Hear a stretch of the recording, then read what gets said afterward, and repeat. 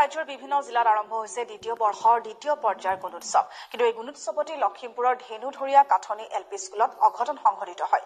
গুণোৎসৱলৈ যোৱা চিআৰচিক আবদ্ধ কৰি গুণোৎসৱ বৰ্জন কৰিলে অভিভাৱকে। লখিমপুৰত গুণোৎসৱত অঘটন, চিআৰচিক আবদ্ধ কৰিলে অভিভাৱকে। দ্বিতীয় বৰ্ষৰ দ্বিতীয় পৰ্যায়ৰ গুণোৎসৱত এই উত্তপ্ত পৰিস্থিতি লখিমপুৰৰ ধেনুধৰীয়া কাঠনি প্ৰাথমিক বিদ্যালয়ত। ৰাইজে জবাবদিহি কৰিছে চিআৰচিগৰাকীক। বিদ্যালয় একত্ৰীকৰণৰ প্ৰতিবাদত সৰব এইসকল ক্ষুব্ধ অভিভাৱক। এওঁলোকে ধেনুধৰীয়া কাঠনি প্ৰাথমিক বিদ্যালয়খন সমীপৰে হেমচন্দ্ৰ গোস্বামী মধ্য ইংৰাজী বিদ্যালয়ৰ সৈতে চামিলকৰণৰ বিৰোধিতা কৰিছে। অভিযোগ মতে হেমচন্দ্ৰ মধ্য ইংৰাজী বিদ্যালয়খনত নাই পৰ্যাপ্ত ভৱন। ৰাইজৰ বিৰোধত জিলা শিক্ষা বিষয়াই ধেনুধৰীয়ালৈ হেমচন্দ্ৰ বিদ্যালয়খন নিয়াৰ নিৰ্দেশ দিছিল। কিন্তু সেইখনৰ প্ৰধান শিক্ষকে মনা নাই এই নিৰ্দেশ।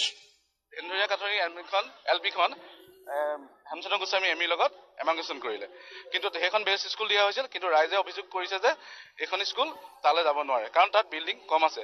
আমাৰ ঊৰ্ধ্বতম কৰ্তৃপক্ষই বিঅ' ছাৰে হেমচন্দ্ৰ এমিখন ধেনুধৰীয়া কাঠনিলৈ আহিবলৈ অৰ্ডাৰ দিছিল, কিন্তু সেই অৰ্ডাৰ আমাৰ হেমচন্দ্ৰ গোস্বামী এমি প্ৰধান শিক্ষকে মনা নাই। একত্ৰীকৰণৰ বিষয়ে অভিভাৱক তথা ৰাইজেও নাজানে বিশেষ তথ্য। সেইবাবেই চিআৰচিৰ তথ্যত ক্ষুব্ধ অভিভাৱক। কোনো ব্যৱস্থা নলয় তেওঁলোকে তলে তলে এই কামখিনি কৰি আছে। চিআইচিয়ে ভুল, আমাৰ ইয়াত চিআইচিয়ে সকলো মানুহৰ আগত চিআইচিয়ে কৈছে যে বেষ্ট স্কুল আমি ইয়াত দিছো। গতিকে চিআইচিয়ে মুহূৰ্ততে কেনেকে কথাটো পলটি মাৰিছে।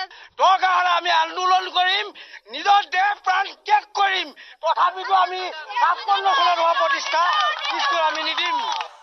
উল্লেখ্য যে 1956 চনতে স্থাপিত ধেনুধৰীয়া কাঠনি প্ৰাথমিক বিদ্যালয়ৰ আছে এক ইতিহাস। প্ৰথম পৰ্যায়ৰ গুণোৎসৱত A+ গ্ৰেডো লাভ কৰিছিল বিদ্যালয়খনে। ৭২৪ নং ধেনুধৰীয়া কাঠনি প্ৰাথমিক বিদ্যালয়ে গুণোৎসৱত অসম চৰকাৰৰ পৰা আমি এখন স্বীকৃতিপ্ৰাপ্ত চাৰ্টিফিকেট পোৱাৰ পাছত এখন সাধাৰণ ৩ কঠা মাটিত প্ৰতিষ্ঠা হৈ থকা হেমচন্দ্ৰ গোস্বামী মধ্য ইংৰাজী বিদ্যালয়ত একত্ৰীকৰণ কৰিলে বুলি আমি মানি ল'ম নেকি?